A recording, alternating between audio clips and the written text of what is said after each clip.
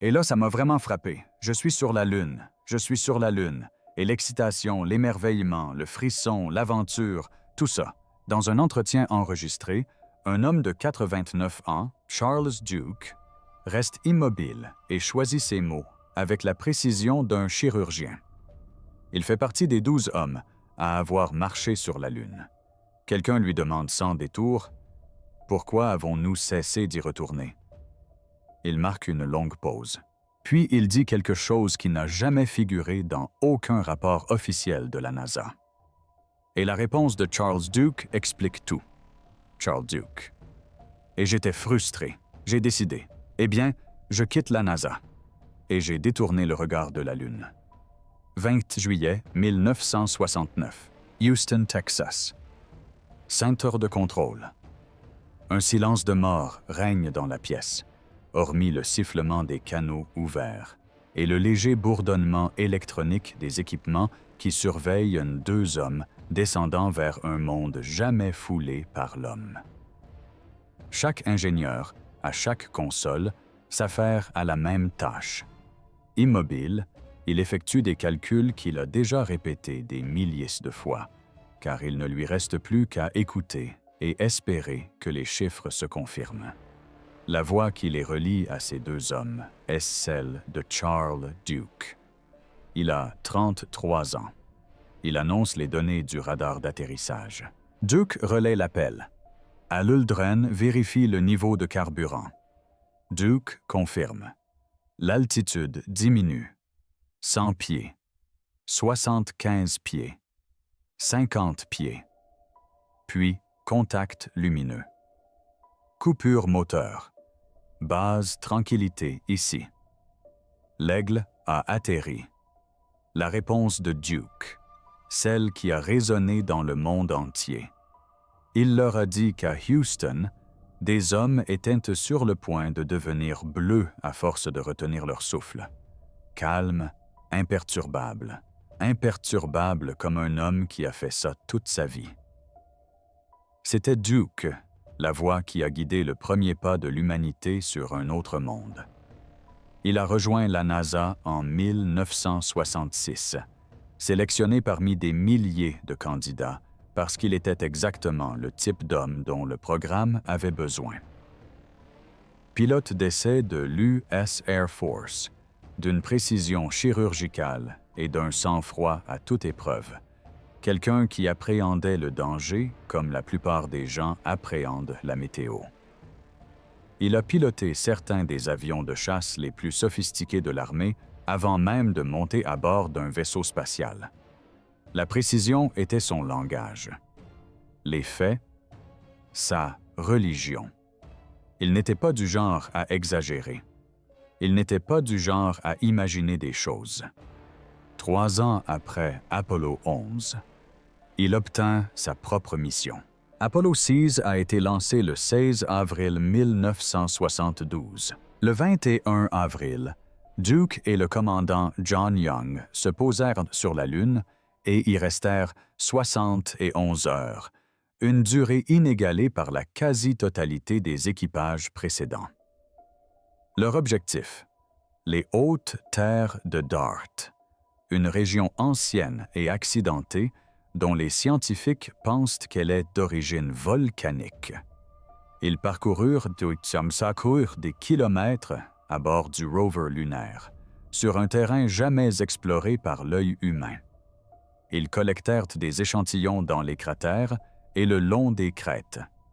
Ils réalisèrent toutes les expériences prévues. La NASA la qualifia de l'une des missions Apollo les plus réussies de tous les temps. Objectif atteint, mission menée à bien. Parfaite. Du moins, c'est la version officielle. Mais il y a des anomalies. Nous avons atterri sur la Lune le 4e jour et nous sommes repartis le 7e jour. Nous avons entamé le retour sur Terre le 8e jour. Revoyez les images de la mission non montée, pas les extraits, mais les enregistrements complets non coupés, et vous verrez qu'il y a un problème. Il y a des moments où Duke se fige en plein milieu d'une phrase, d'un pas, complètement immobile. Son langage corporel change d'une manière qui n'a rien à voir avec la liste de contrôle. Il cesse de bouger et fixe quelque chose hors du champ de la caméra, quelque chose que l'objectif ne capture jamais. La voix de Young grésille dans la radio. « Charlie, ça va? » Un silence s'étire. Puis Duke, à peine audible, répond qu'il va bien. Je regarde. Sa voix sonne différemment, distraite, comme celle d'un homme qui tente de comprendre quelque chose pour lequel sa formation ne l'a jamais préparé. Il regarde ce que les transcriptions ne disent pas. Les rapports de mission n'en font pas mention. Et Duke n'en a pas parlé pendant 40 ans. Mais lorsqu'il a commencé à s'exprimer publiquement vers 2015, ce qu'il a décrit n'a pas seulement compliqué la version officielle, il l'a complètement anéanti. D'après le témoignage de Duke lui-même, le premier élément troublant était la lumière. La lumière du Soleil sur la Lune devrait être d'un blanc pur. Sans atmosphère, il n'y a pas de diffusion. C'est de la physique élémentaire. Mais Duke a déclaré que pendant la mission, il a vu des couleurs qui n'auraient jamais dû être là. Des bleus, des violets, qui n'étaient pas des reflets sur son équipement ou sa visière. La lumière elle-même semblait changer. Il détournait le regard, puis le ramenait, et elle était différente. Changer sur une planète où rien n'est censé changer. Et tenez-vous bien, Duke a décrit avoir entendu des sons sur la Lune.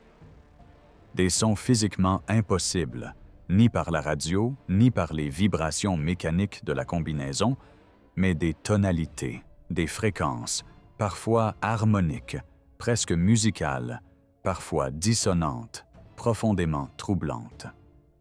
Il a demandé à Young s'il les entendait aussi. D'après Duke, Young a répondu par l'affirmative. Deux des pilotes d'essai les plus rigoureusement entraînés de l'histoire de l'humanité confrontés à un phénomène qui viole les lois fondamentales de la physique. Et ils n'ont rien dit, car qui les aurait crus? Mais voilà, le pire est à venir. Duke a également décrit le comportement erratique du temps durant son séjour sur la Lune. Il travaillait sur une tâche, vérifiait le minuteur de sa combinaison, et 20 minutes avaient disparu. Subjectivement, il avait l'impression que 2 minutes s'étaient écoulées. À d'autres moments, 5 minutes semblaient durer une éternité. Selon Duke, Young a ressenti les mêmes distorsions. Leur perception subjective du temps n'a jamais coïncidé avec l'horloge de la mission durant tout leur séjour sur la Lune, pas une seule fois. Il y avait aussi cette sensation de présence. Duke a déclaré dans plusieurs interviews que chaque astronaute ayant marché sur la Lune l'a ressenti. La sensation d'être observé, ni par Houston ni l'un par l'autre, quelque chose d'autre, de vaste et de conscient.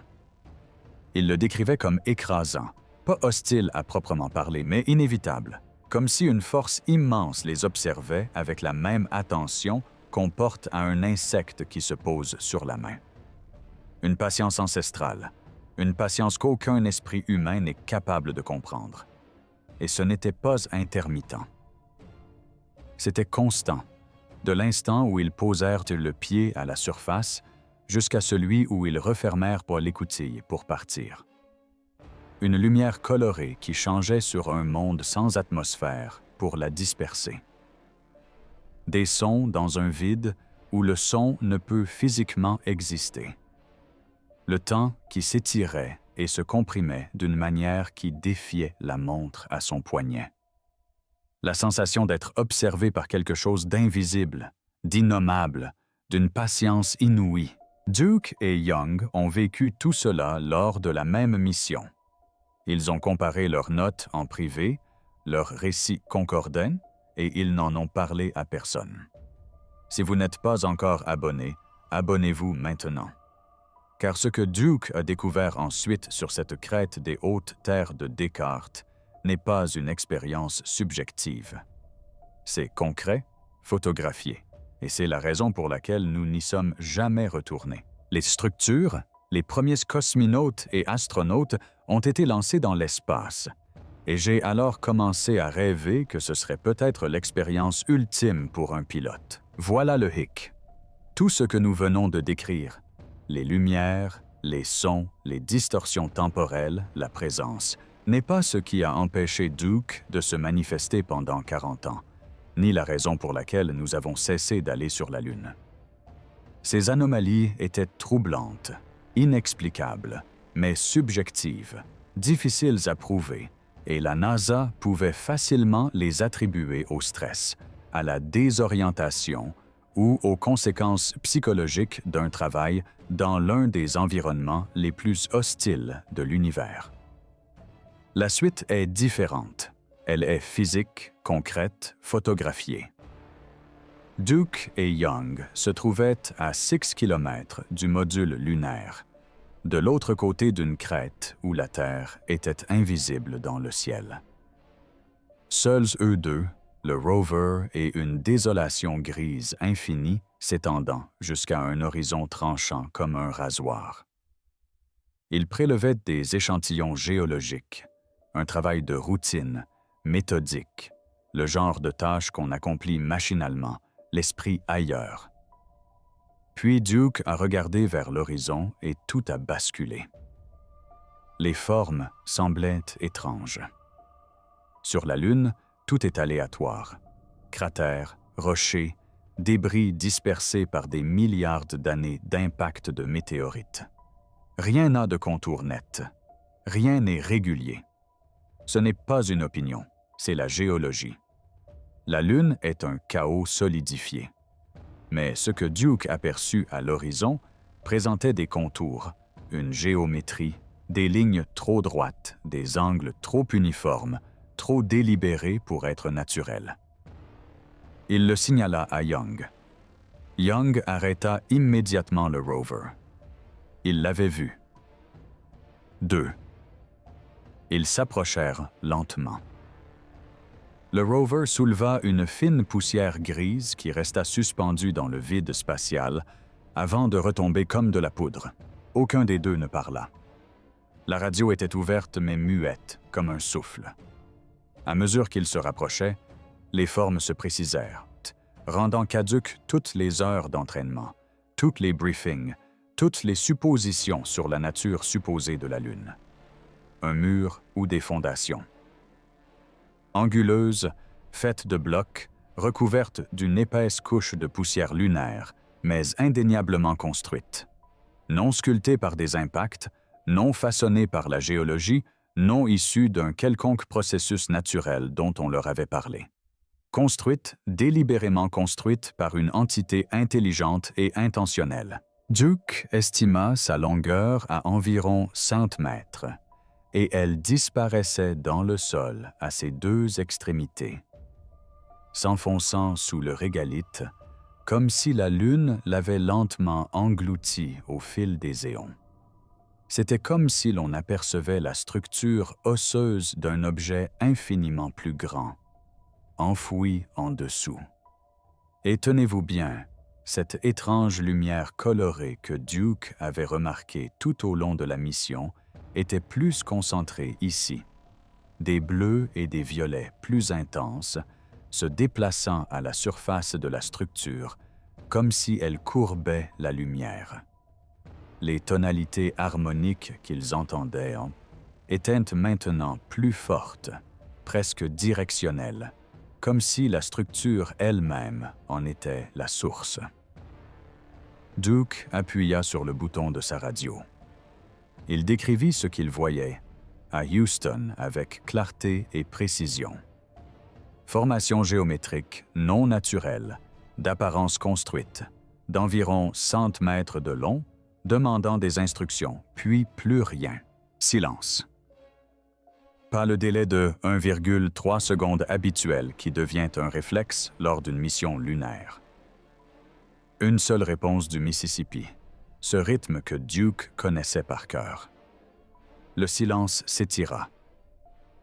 2 secondes, 5. 10. Duke et Young échangèrent un regard. Duke appela de nouveau. « Houston, vous me recevez? » Rien. 20 secondes. 30.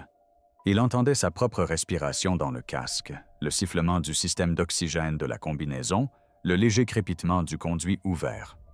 Il jeta un coup d'œil à la structure pendant qu'ils attendaient. Elle était toujours là, toujours réelle, toujours impossible. Et au centre de contrôle, à 304,26 km de là, une salle remplie des ingénieurs les plus brillants de la planète surveillait chaque étape de cette mission. Absolument rien. Imaginez un peu. 2 hommes debout sur la Lune, complètement seuls, fixant du regard quelque chose qui ne devrait pas exister. Et les seuls à pouvoir les entendre se sont volontairement tus. Lorsque Houston a finalement répondu, sa voix était neutre et calme.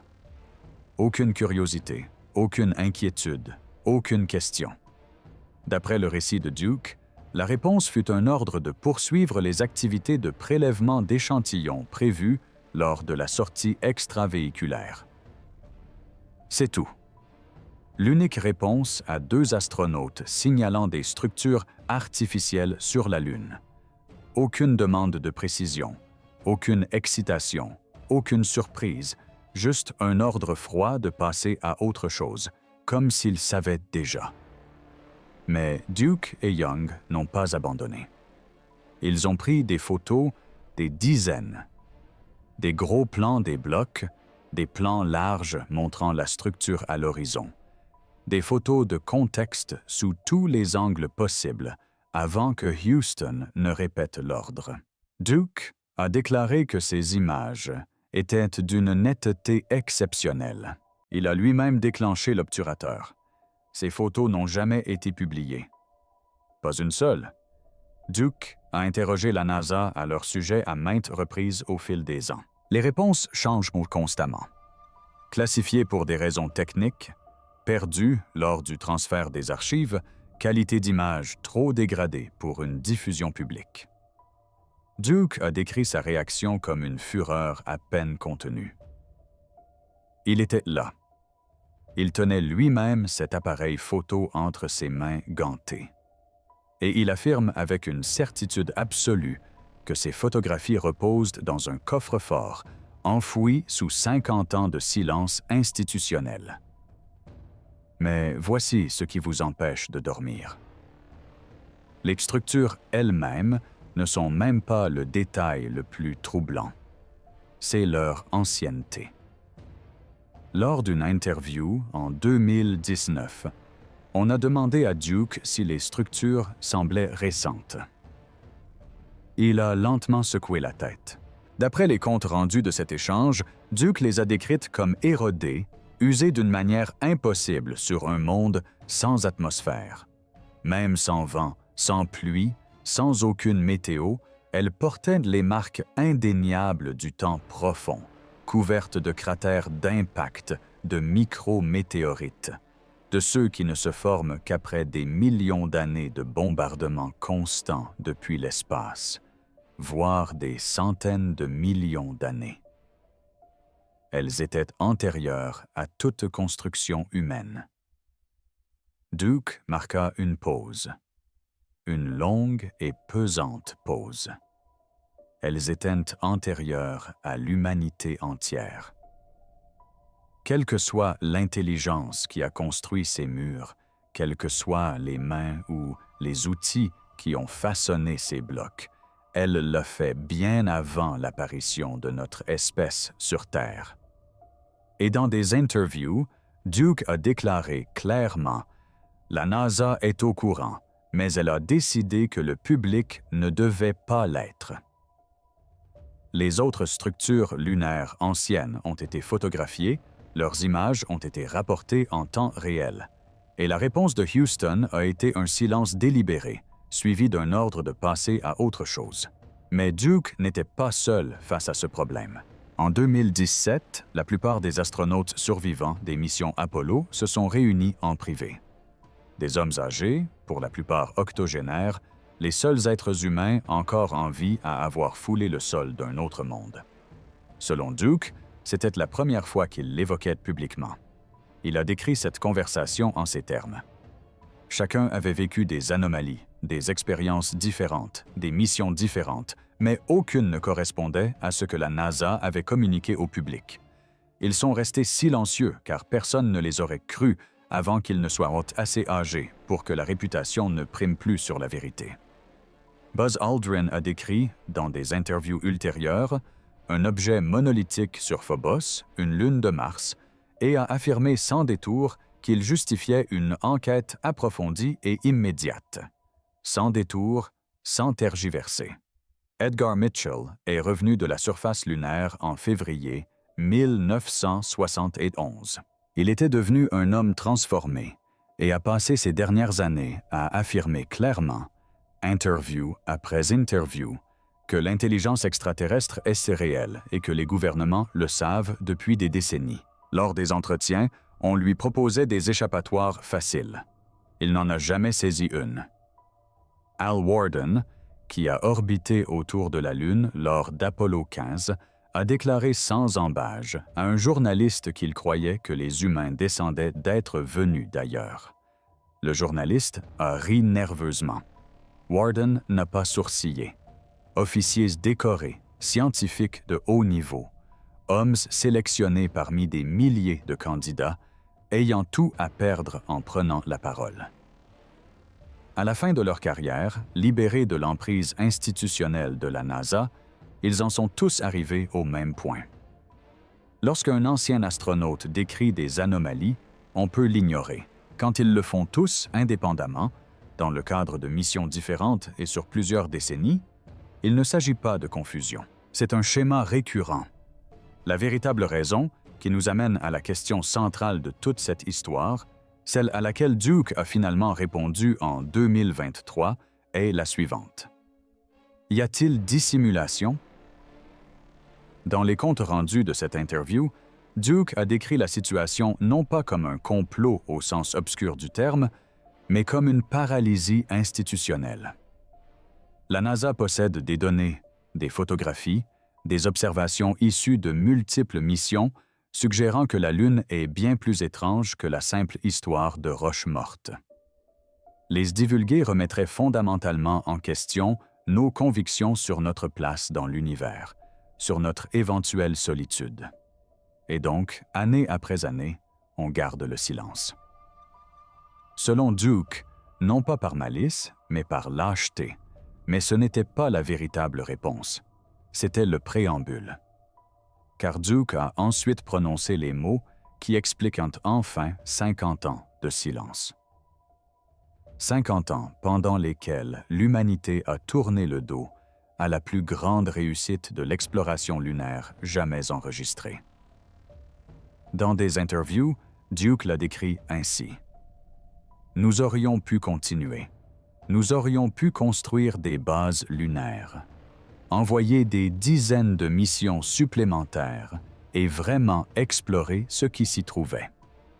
La technologie existait, les capacités aussi, et la volonté était là, du moins parmi les astronautes et les ingénieurs qui vivaient et respiraient ce programme.